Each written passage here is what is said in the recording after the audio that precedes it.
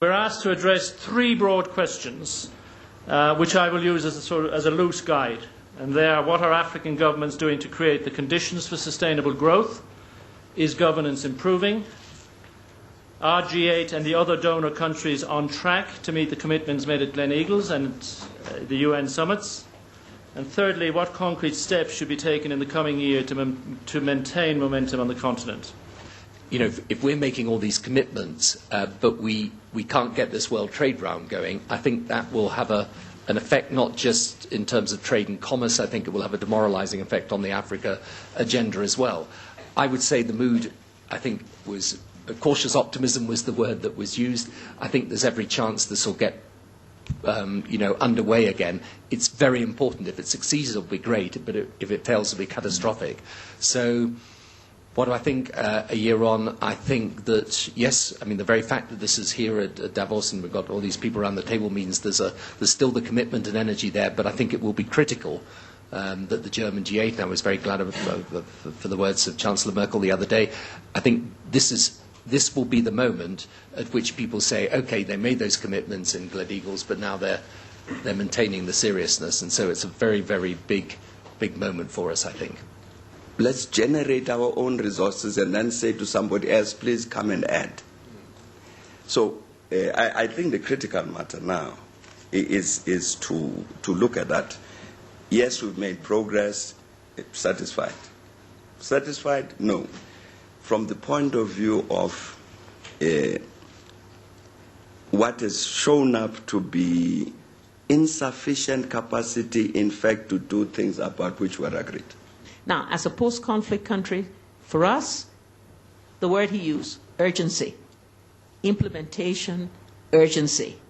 Too often, the pace is too slow in conditions of raised expectations, impatience with long years of suffering.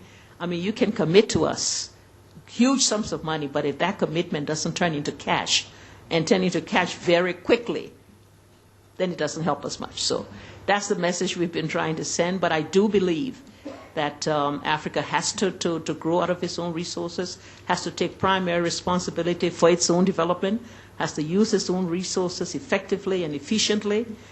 And so once we do that, the only other constraint I see is the one he mentioned. I really didn't lobby him. In the case of Liberia, get rid of the debt. Get rid of the debt, and that frees us up to be able to do all the things we can do to achieve our objective. I think that will be... It'd be very easy for the world to shift its attention to something else.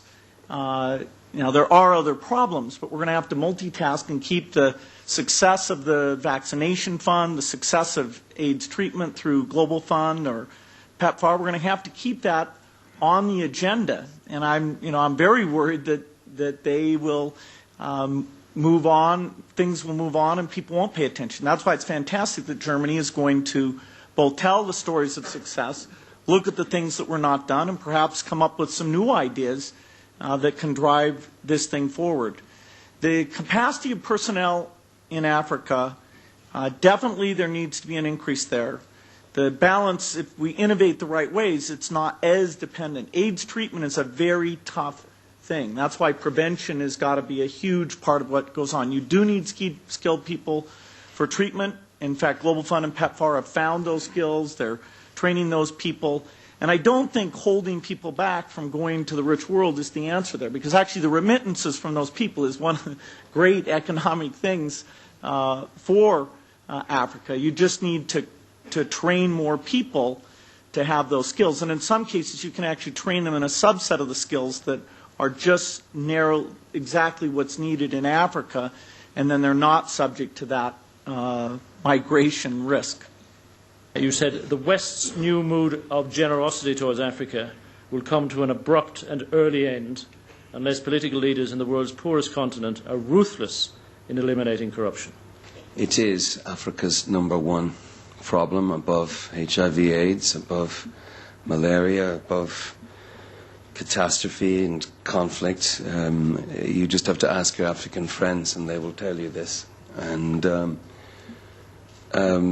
And I think the role of civil society, as Kumi brought up, as a is critical. It's the detergent, if you like, that's necessary to clean this awfulness out, and it's the scourge of everybody at this table. I know you feel the same, Mr. Kaburuka. Any of our African friends will say the same. But there's also corruption we should talk about on the north of the equator. Africa is the first chance in 30 years to make rapid progress. Now, of course, people think this is because of commodity prices, oil and gas and so on. Of course, the favorable international prices have helped. Debt cancellation has been of some use, and effective use of external resources is a factor. But the really determining factor has been Africa's own efforts in terms of the cumulative effects of reform, in terms of governance and peace, which is returned to many parts of Africa, sometimes largely due to Africa's own efforts. Now, there are a few areas we need to fix. But I'm convinced that provided the international community keeps to the promises and we keep momentum, as I said in that interview, I think we have the best chance to see through, to break through the barriers which has evaded us for many years. The notion, the awareness in most of the Western countries is disease, dying, corruption, an agenda you cannot fulfill. So I think from the media side, if we can redesign and coming up with good examples. The reason why this capacity issue is so important is that if we want to move forward with that public support, it's not just about the politicians deciding they're going to have the political will. It's not simply about the NGOs and other organisations coming behind this and really pushing it forward. We need to make sure, frankly, that on these issues of capacity to do with governance or conflict resolution, that what I call the hard end of this, I mean, the vital end, important, HIV/AIDS treatment, what I was talking about in education is absolutely essential, but governance is important. Eliminating corruption is important, making sure that we have the peacekeeping facility that we need. What is going on in Darfur at the moment is, and the absence of action internationally on it, is not a great signal when we want to motivate the world in coming forward for Africa.